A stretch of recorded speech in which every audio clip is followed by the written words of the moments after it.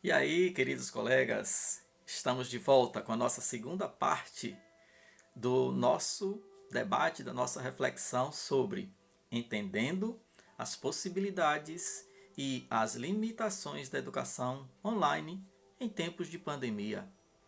Tá joia?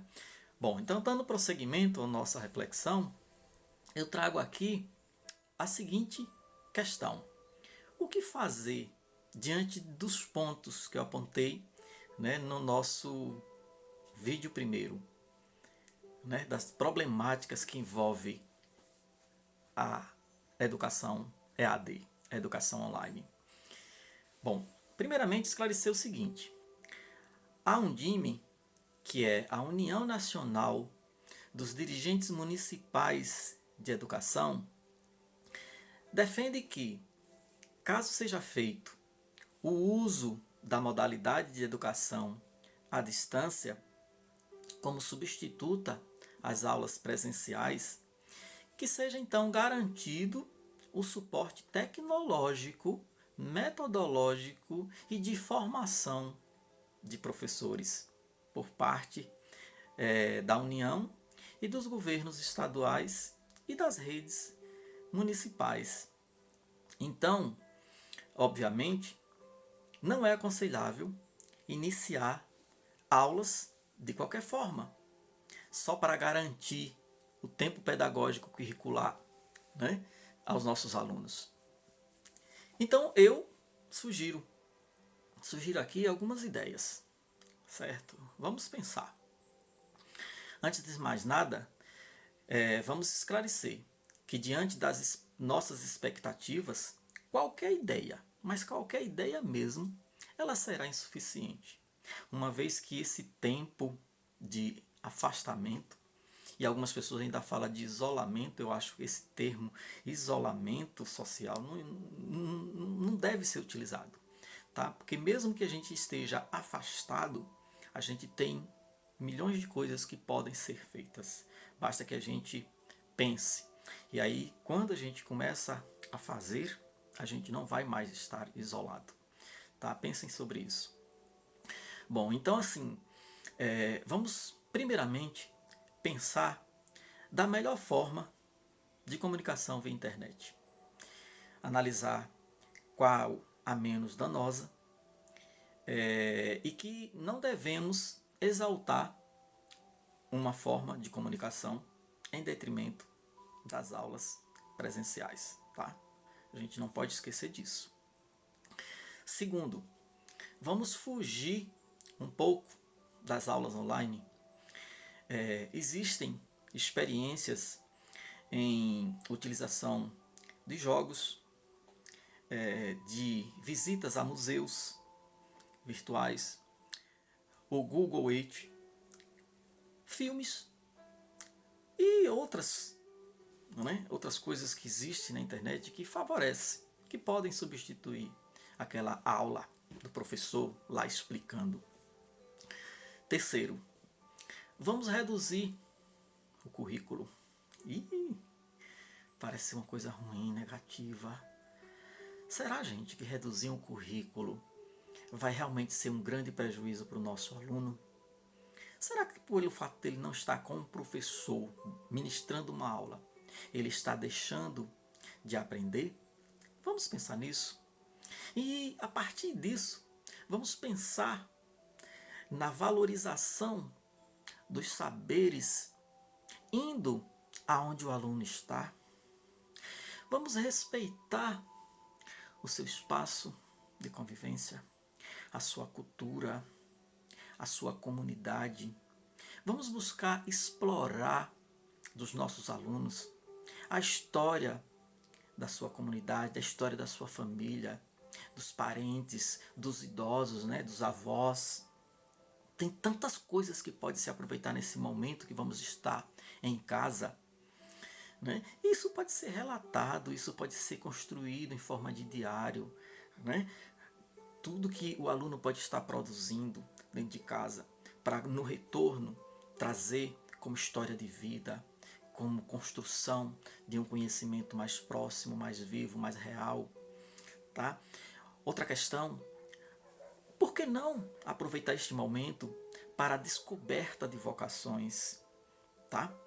Para que a gente perceba que é possível sim desenvolver, né, atividades manuais, aprender atividades manuais, aprender a culinária, por que não aprender a cozinhar?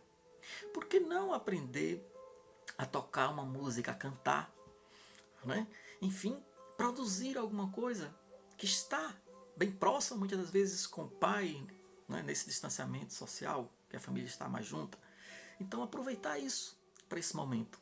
Aí você vai dizer, não é curricular, não é um conteúdo curricular, mas é um conteúdo para a vida, que todos nós precisam. E com certeza acaba sim interagindo, acaba sendo curricular, tá? Bom, após esse questionamento, vem um outro ponto muito importante a ser considerado, professor, alunos. O que fazer após o período de pandemia com a internet? Já que vamos voltar, e logo logo, se Deus quiser. O que vamos fazer então com a internet? Após aprendermos, após termos utilizado, após... Ou se não conseguirmos usar, como eu venho destacando, que nem todo mundo tem essa condição. Então, o que fazer esse período? Nós temos que aproveitar o período de pandemia, período de distanciamento, para aprendermos com as nossas dificuldades, com o que estamos vivendo hoje de dificuldade. Então, eu tiro aqui o chapéu para alguns professores que sempre buscam fazer o melhor que podem e neste momento, né, eles estão desenfreadamente iniciando um processo de gravação de vídeos, de aula, explicando atividades online, dialogando em grupos. Eu tiro o chapéu para esses professores. Eles têm a boa intenção, são cheios de boas intenções. Mas pensem também que vocês podem, ao mesmo tempo, com essas boas intenções, em ajudar os alunos, estarem muitas das vezes também se prejudicando. Pois uma vez que ocorrer o sucesso, se ocorrer o sucesso de tudo isso, o que é que a gente pode pensar? Podemos pensar que esses profissionais podem muitas das vezes até perder o seu próprio emprego. Estou sendo drástico? Estou sendo extremista? Será? Mas vamos refletir. Tá? Nós somos uma classe que não somos muito bem valorizados. A sociedade não valoriza muito o professor. Tá? E uma vez que esses professores possam ser substituídos por professores virtuais, o que é que vai acontecer com a nossa carreira? O que é que vai acontecer com nós que estamos próximos do aluno? Nós vamos, muitas das vezes, né, sermos mais ainda desvalorizados, né, porque vão surgir muitos artistas dando aulas virtuais. Então a presença dos professores, talvez na sala de aula, não será mais tão útil.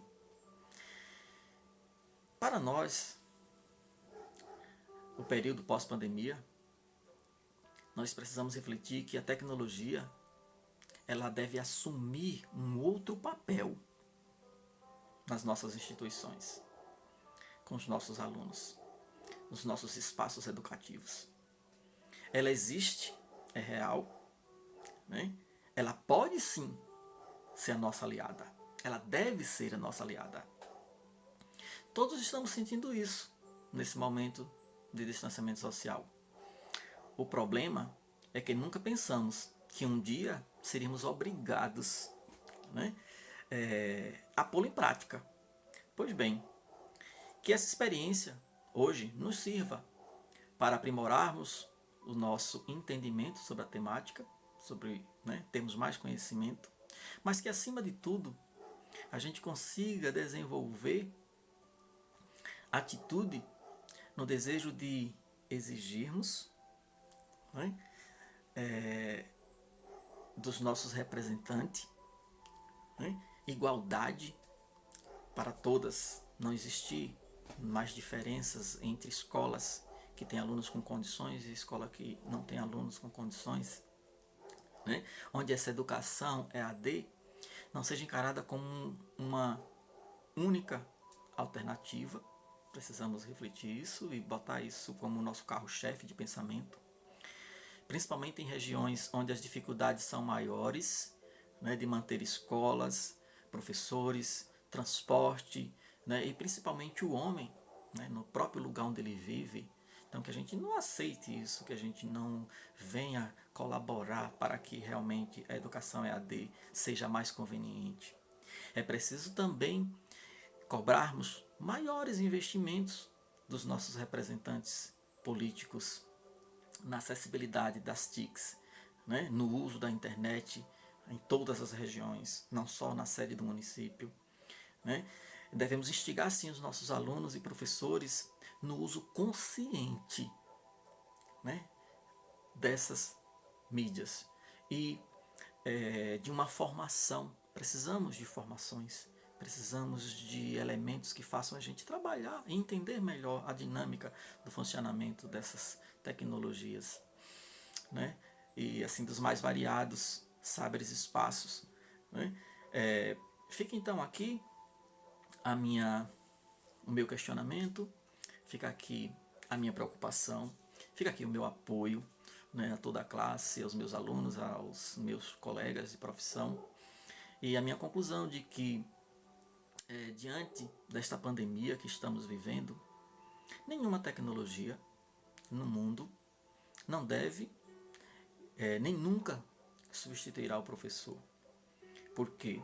Porque a gente está falando de sentimentos, a gente está falando de saudade, a gente está falando de abraço, a gente está falando de aperto de mão, a gente está falando de olho no olho. E isso, gente, é o que nos faz ser humanos. E nós precisamos muito nos tornarmos cada vez mais humanos. Então, um abraço e fique com Deus. Logo, logo estaremos juntos para continuarmos o nosso trabalho que a gente tanto ama fazer. Isso aí.